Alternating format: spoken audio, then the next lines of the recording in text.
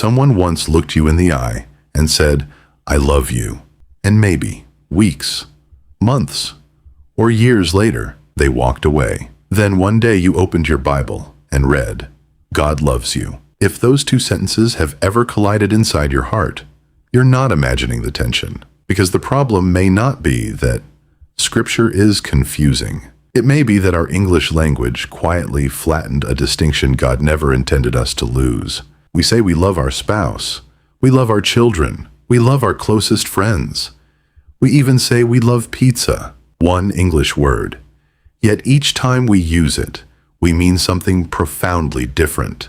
And if you've ever found yourself asking, if God loves me, why does this hurt? Or wondering why someone who claimed to love you could still leave, the answer may begin with a single word that has been carrying far more than it was ever meant to. Maybe you've spent years trying to earn what you thought love was. You became the dependable one, the one who never forgot a birthday, stayed late when everyone else had already gone home, answered every phone call, even when you didn't have the strength for another conversation. You kept smiling through your exhaustion because saying no felt far more frightening than slowly losing yourself. Then one day, someone walked away anyway. There wasn't a dramatic fight. There wasn't some unforgettable betrayal. They just slowly stopped calling, stopped showing up, and somewhere along the way, they stopped choosing you. So when you opened your Bible and read, "God loves you," it was hard not to place those words beside every other promise people had made and broken, because life had taught you that love always comes with fine print. Do enough, be enough, stay useful, don't ask for too much, don't become too difficult. And maybe you'll still be wanted, but here's what most English readers never realize. The word love that appears over and over in your Bible isn't always the same word beneath the surface. Our English language gathers several different kinds of love under one familiar word. But the writers of the New Testament were often making distinctions we can no longer hear unless we slow down and listen. One of those words is agapē.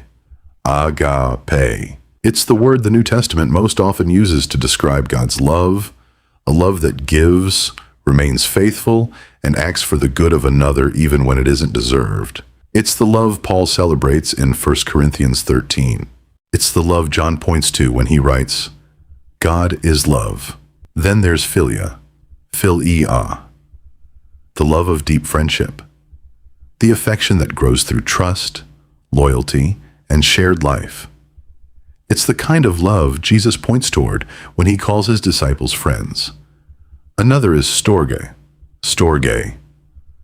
the quiet affection that often exists within a healthy family. The bond between parents and children, between brothers and sisters. Interestingly, the New Testament more often mourns the absence of this kind of love in a broken world than pauses to define it. Then there's eros, romantic love and desire.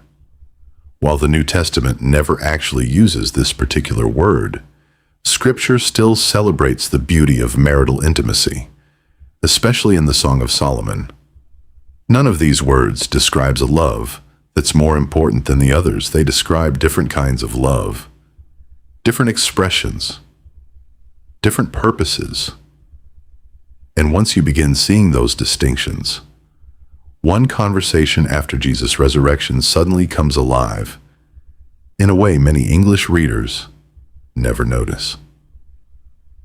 Picture the shoreline of the Sea of Galilee, not as a tourist destination, as a workplace. The smell isn't sunscreen. It's wet rope, fish scales, charcoal smoke.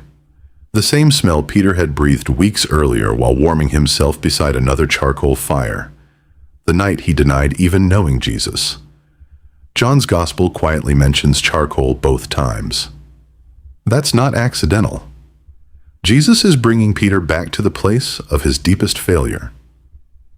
Breakfast is over. The others are listening. The waves tap gently against the boats. Then Jesus asks, "Simon, son of John, do you love me?" In Greek he asks, "Do you agapes me?" Peter answers, "Lord, you know I philo you." Jesus asks for self-giving, unwavering devotion. Peter answers with honest friendship. Not because he doesn't care, because after denying Jesus 3 times, Peter no longer trusts himself to make grand promises. He won't exaggerate again. Jesus asks a second time, "Again, do you agape me?" Again, Peter answers, "I philia you." Then something remarkable happens. On the third question, Jesus changes his own word. He asks, "Peter, do you philia me?" Jesus meets Peter where Peter can honestly stand, not lowering the standard of holiness, but meeting a broken disciple with truth instead of humiliation. Peter is grieved because Jesus used his own word, yet even then Jesus restores him. "Feed my sheep." Notice what Jesus does not say. "Come back after you've proven your love." "Serve me once you've erased your past." "Earn another chance." Grace reaches Peter before Peter rebuilds his confidence. That's deeply Protestant at its heart. The relationship is restored by Christ's initiative. Peter's future ministry flows from grace already given, not from earning forgiveness. The same Savior who met Peter beside that charcoal fire still meets people who carry the smell of yesterday's failures.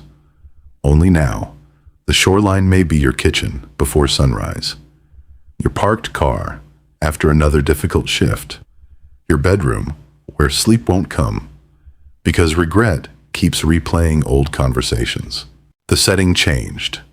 The Savior did not. Listen again to one of the most quoted verses in Scripture. "For God so loved the world." John chooses agapē, not because humanity deserved it, not because we were searching for him first, not because we had become spiritually attractive. God's love begins with his character, not our performance. That changes everything. If God's love is agape, then his love isn't held together by your consistency. It's held together by his. Grace doesn't ignore sin. Jesus went to the cross because sin mattered. But the cross also declares something equally important. Your worst day was already known before Christ chose to die for you. Faith, then, isn't persuading God to start loving you. Faith is trusting the love he has already shown in Christ. You stop asking, "How do I become lovable?" and begin asking, "How do I live as someone already loved by grace?" Those are very different lives. Tomorrow morning, you'll probably have an ordinary moment.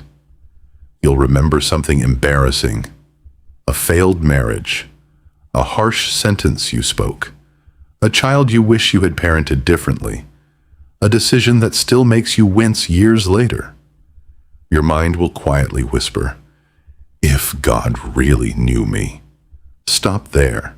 Answer it with scripture shaped by what agapē actually means. Say, "He does know me. He knew Peter beside the charcoal fire. He knew every denial. He knew every failure. And he loved first." Not because you're pretending your mistakes don't matter, but because Christ's cross settled the question of whether God's love depends on your flawless record. It doesn't. That doesn't erase consequences. It does erase the lie that God's affection rises and falls with your latest success. When you understand the Bible's different words for love, you begin seeing that God isn't offering temporary approval. He is inviting you into a relationship grounded in his faithful character. That's something no human promise can fully imitate. Maybe that's the real discovery. The deepest question was never whether God could love someone like you. The cross answered that long ago. The question now is how you respond to a love that reached you before you could ever earn it. And that's exactly where our next word begins.